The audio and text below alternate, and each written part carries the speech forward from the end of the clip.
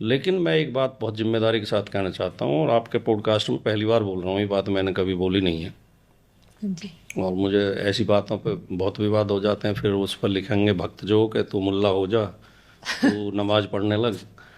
लेकिन जो बात हमें कहनी चाहिए, देखिए, जो कुरान शरीफ में या मोहम्मद साहब ने जो विवाह के बारे में जो व्यवस्था दी है, वो हमारी व्यवस्था से बहुत बेहतर है। ओके।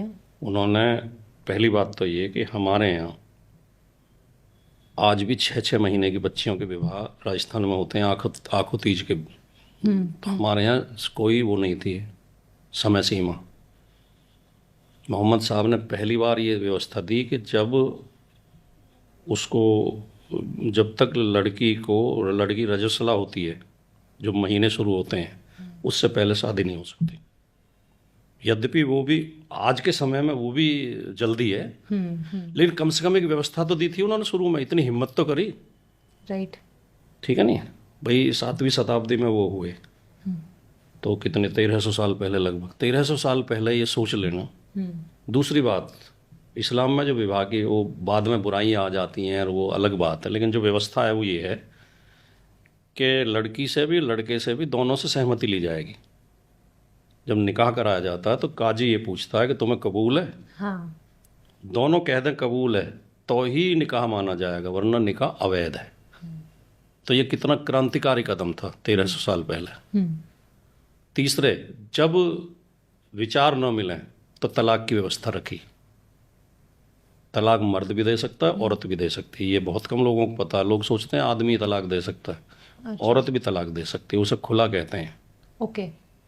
ठीक है नहीं, हमारे यहाँ क्या है कि चाहे पैदा होते गर्भ में भी रिश्ते तय हो जाते हैं हमारे यहाँ, ये भी। कि अगर तुम्हारी बेटी हुई और मेरा बेटा हुआ तो दोनों की शादी करेंगे। बहुत ऐसे होते हैं।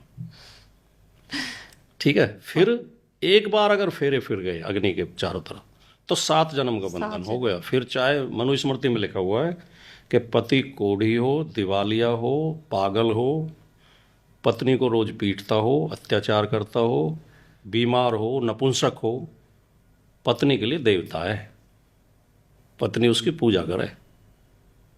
ये लिखा है बाकायदा। हाँ, और पति पत्नी को कोई अलग नहीं कर सकता। हमारे यहाँ तलाक की कोई व्यवस्था नहीं थी। ये तो जब हिंदू मैरिज एक्ट लागू हुआ, जो हिंदू कोड बिल लेकर आए बाद में, उसका भी आरएसएस ने, जनसंघ ने बहुत विरोध किया था। इनके पुतले फूके थे, अंबेडकर साहब के भी, नेहरू के भी, गांधी के भी। तो इन्होंने विरोध किया था कि स्त्रियों को इतना अधिकार क्यों दे रहे हो। ये तो हिंदू कोड बिल में महिलाओं को ये अधिकार दिया गया कि वो चाहे तो तलाक भी ले सकती हैं, संपत्ति में हिस्सा भी मांग सकती हैं, और ये सारी चीज़ें की गई हैं उनके लिए, सुरक्षा के लिए। तो उनकी